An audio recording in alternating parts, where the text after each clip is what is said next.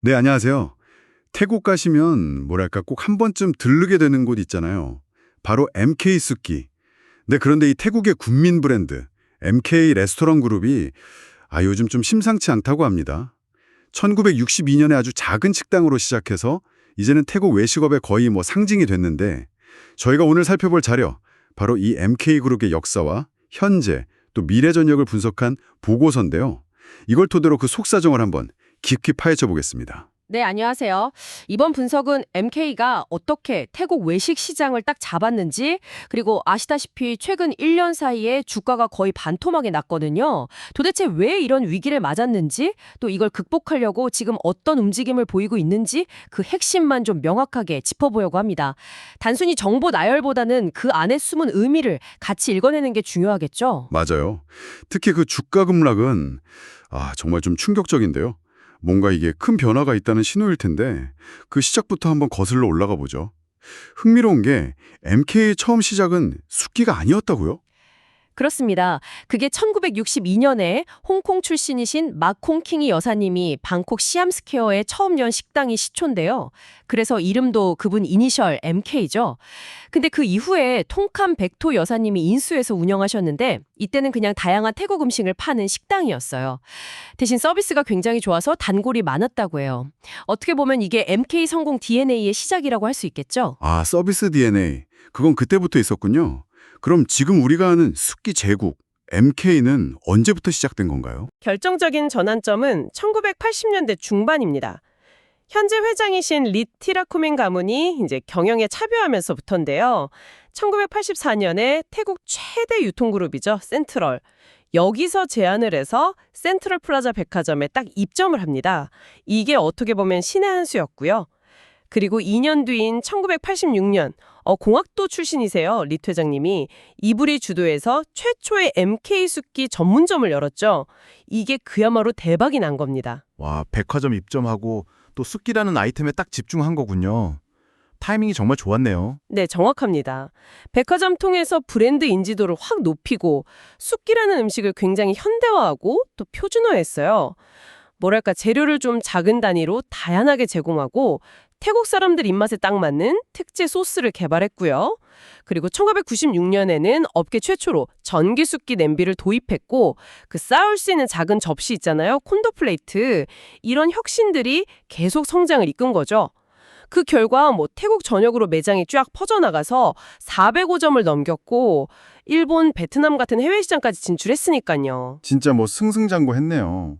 그런데 숫기에만 계속 머물지는 않았다고요? 네, 그렇죠. 아무래도 위험을 좀 분산하고 새로운 성장 동력을 찾아야 하니까 사업 다각화에 나섰습니다.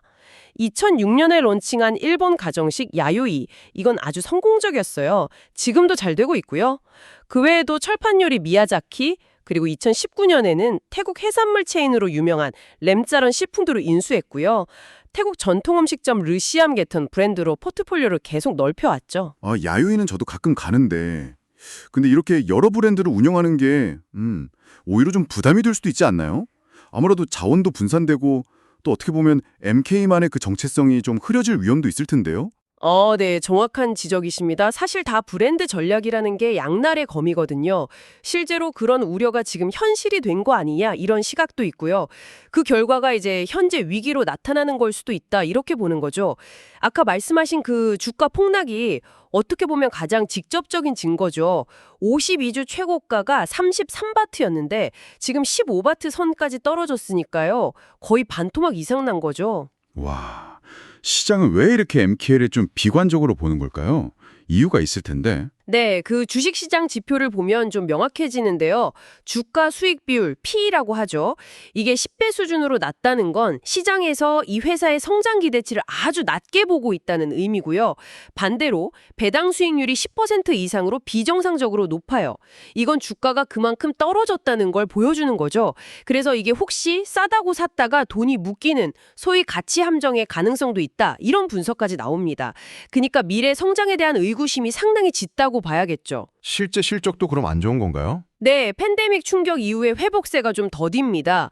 그 동일 매장 매출 승장률 SSG라고 하는데요. 이게 2023년 4분기에 마이너스 3.5%, 그리고 올해 2024년 1분기에는 마이너스 6%로 계속 마이너스를 기록하고 있어요.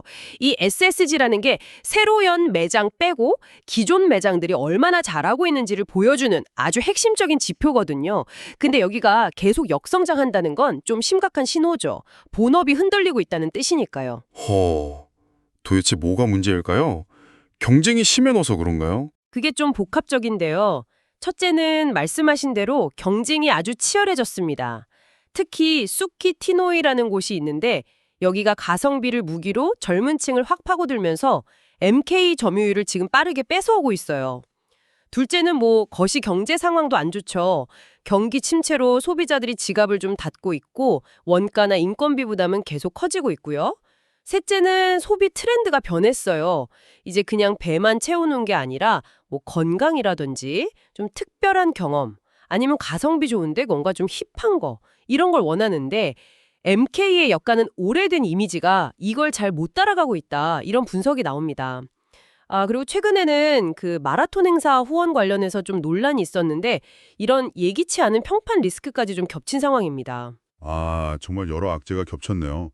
그럼 MK는 지금 어떻게 대응하고 있나요? 뭔가 좀 반격 카드가 있어야 할 텐데요. 네, 몇 가지 움직임은 보이고 있습니다. 예를 들어서 태국 전통신앙하고 마케팅을 결합한 뮤테로 마케팅 이런 걸로 브랜드 이미지를 좀 새롭게 하려는 시도를 하고 있고요. 행운의 부적 같은 걸 메뉴랑 연결하는 식이죠. 또 경쟁에 대응하려고 MK 뷔페를 열었는데 근데 이건 좀 수익성이 낮고 기존의 MK 고객을 뺏어올 수 있다는 우려도 같이 나오고 있어요. 최근에는 그 MK 수키 소스 이걸 아예 마트 같은 데서 팔기 시작했고요. 그리고 가장 큰 변화는 역시 리더십 변화겠죠. 2024년 말에 릿 회장님의 자녀분들이 공동대표로 선임되면서 본격적인 2세 경영이 시작됐다는 점입니다. 뮤테로 마케팅이라. 좀 흥미롭긴 한데 그게 근본적인 해결책이 될지는 약간 의문이네요. 결국에는 이 새로운 리더십에 좀 기대를 걸어야 하는 걸까요? 네, 그렇다고 봐야겠죠. MK는 여전히 강력한 브랜드 파워도 있고 전국적인 매장망, 또 탄탄한 재무 기반도 갖추고 있습니다. 이건 분명 강점이죠. 하지만 핵심 사업인 숙기 부문의 성장 엔진이 지금 좀 식었고 변화된 시장 환경하고 소비 트렌드에 과연 어떻게 적응할 것인가, 이게 가장 큰 관건입니다. 이제 막 경영 전면에 나선 2세 경영진들 어깨가 상당히 무거울 수밖에 없고요. 이분들이 과연 MK를 다시 성장 궤도에 올려놓을 수 있을지 이걸 좀 지켜봐야 할 것 같습니다. 네, 반세기 역사를 가진 태국의 외식 강자 MK가 이 위기를 어떻게 헤쳐나갈지 정말 궁금해지네요.